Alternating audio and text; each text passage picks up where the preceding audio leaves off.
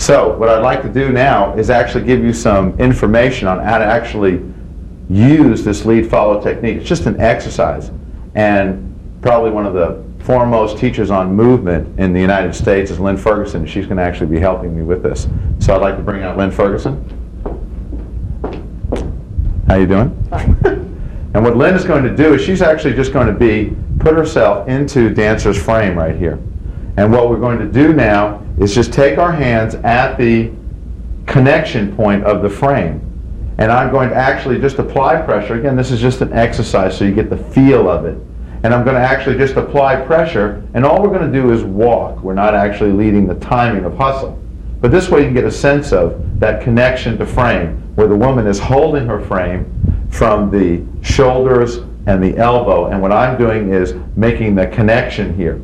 So I'm just actually making a connection, and then I'm pressing on that connection, which gives her the information to her frame to move with that foot. Then I actually press on this side, and she steps on the other foot. One more time, and what I do is I create compressions, and then she steps.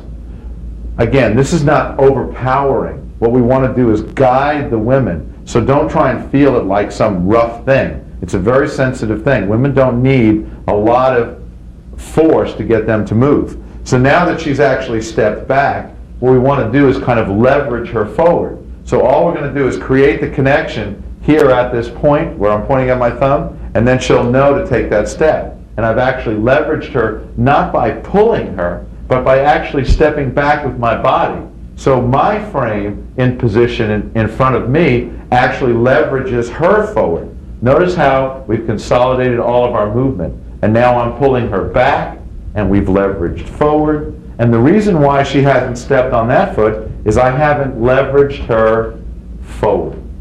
So she is now in a position of following, and that's how we communicate at that connection point.